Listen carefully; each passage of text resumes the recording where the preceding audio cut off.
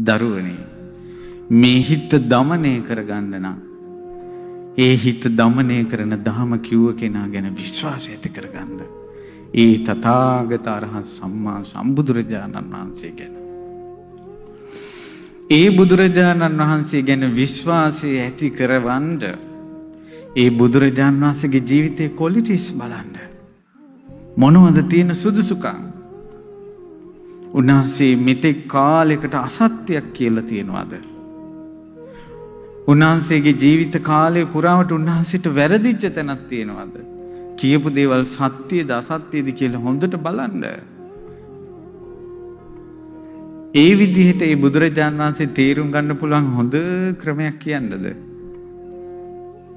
ඒ තථාගත අරහත් සම්මා සම්බුදුරජාණන් වහන්සේගේ පිරිසිදු ජීවිතය රතු පළසක තියෙන වෛරොඩියක් වගේ බැබලෙන,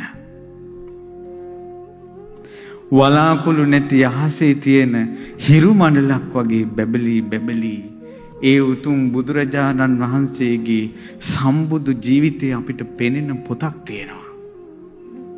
මොකක්ද ඒ පොත? ආචාර්ය මනුස්සෝ.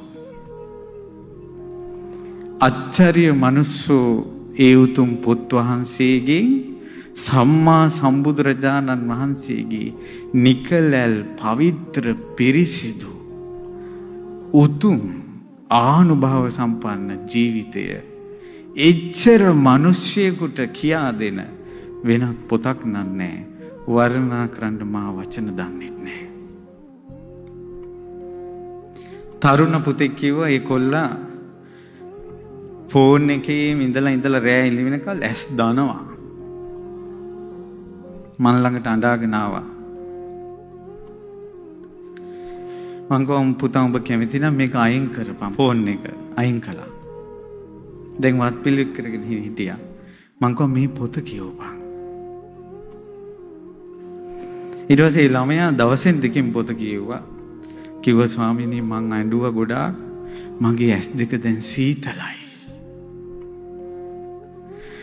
රාගික දේවල් බලලා ඇවිලිච්ච ඇස් බුදුරජාණන් වහන්සේගේ ජීවිතය ගැන කියවලා සීතල කරගන්න. පින්වත් දරුවනේ, නවකතා කෙටි කතා පත්තර කියවලා කෙලෙස් කහට අතුල්ලා ගත්ත ඇස් බුදුරජාණන් වහන්සේගේ සම්බුදු දිවිය ගැන කියවලා ඇතිවෙන ශ්‍රද්ධා වතුරෙන් සෝදාහරින්න ඒ දහම් පොත මනවින් කියවගෙන යනකොට විශ්වාසයක් ඇති වෙනවා. හිතට හැඟීමක් ඇති වෙනවා. ඒ භාග්‍යවත් අරහත් සම්මා සම්බුදුරජාණන් වහන්සේ ඒකාන්තයෙන්ම ආශ්චර්යයි කියලා. ඒ විශ්වාසයේ හිතට ඇතිවෙන්න අපිට බුදුරජාණන් වහන්සේ නිරේ ගැන යමක් කිව්වාද ඒක සත්‍යයි කියලා හිතෙනවා. පිම්පව් ගැන කියපු දේවල් සත්‍යයි කියලා හිතෙනවා. අන්න ඒ ශක්තිය අපිට ඇති වුණොත් අපේ අතින් වෙන දුෂ්චරිතේ වළක්ව ගන්න පුළුවන්.